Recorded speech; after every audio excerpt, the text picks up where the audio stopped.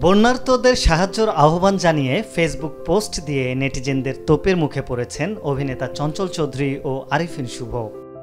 বৃহস্পতিবার দুপুর 12:15টায় নিজের ভেরিফাইড ফেসবুক পেজে চঞ্চল চৌধুরী লিখেছেন, আসুন আমরা সবাই বানভাসী মানুষের পাশে দাঁড়াই। এরপর কিছু আশ্রয় কেন্দ্রের ঠিকানা ও ফোন নম্বর উল্লেখের পর লিখেছেন, সবাই সাবধান থাকুন, আবহাওয়া খুবই খারাপ, জলাবদ্ধতা বেশি হলে আশ্রয় কেন্দ্রে উপস্থিত হন। বাড়িতে অবস্থান করতে পারলে প্রয়োজনীয় শুকনা খাবার, পানি, স্যালাইন ও মোম মজুদ রাখুন।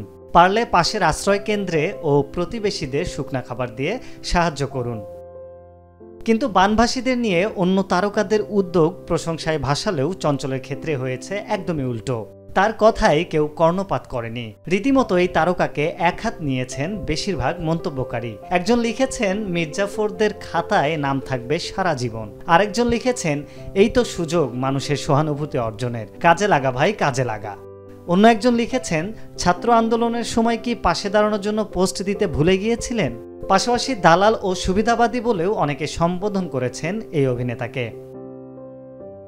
প্রসঙ্গত, বৈষম্য বিরোধী আন্দোলনের সময় নীরব ছিলেন চঞ্চল চৌধুরী। ফলস্বরূপ দেশের অধিকাংশের কাছে এখন খলনায়কে পরিণত হয়েছেন তিনি। সে সময় চঞ্চল জানান, মায়ের অসুস্থতার কারণে সবকিছু থেকে বিচ্ছিন্ন ছিলেন তিনি।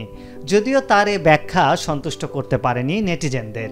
অন্যদিকে চঞ্চলও নীরব হয়ে যান। অন্যদিকে বৃহস্পতিবার আরেক অভিনেতা আরিফিন শুভ তার ফেসবুকে লিখেছেন, ভয়াবহ বন্যার কবলে দেশের বেশ কয়েকটি জেলা। দেশের এই সংকটকালীন পরিস্থিতিতে আমাদের জাতি, ধর্ম, বর্ণ নির্বিশেষে ঐক্যবদ্ধ হয়ে এগিয়ে আসতে হবে। আসুন সবাই নিজ জায়গা থেকে সাহায্যের হাত বাড়াই।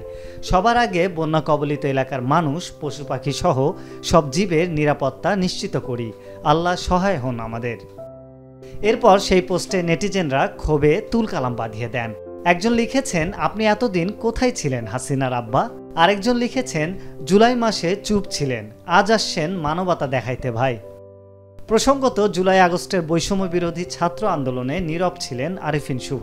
এ কারণে অধিকাংশ মানুষের কাছেই সমালোচিত হন তিনি। অন্যদিকে বাংলাদেশ ও ভারতের পৃষ্ঠপোষকতায় তৈরি মুজিব একটি জাতির রূপকার চলচ্চিত্রে বঙ্গবন্ধু ভূমিকায় দেখা গিয়েছিল আরিফিন শুভকে। মাত্র 1 টাকা পারিশ্রমিক নিয়ে কাজটি করেন তিনি। তবে পরবর্তীতে পেয়েছেন সরকারি জমিও, যা নিয়ে সে সময়ই হয়েছিল অনেক আলোচনা সমালোচনা। আরিফ হক, মাই টিভি।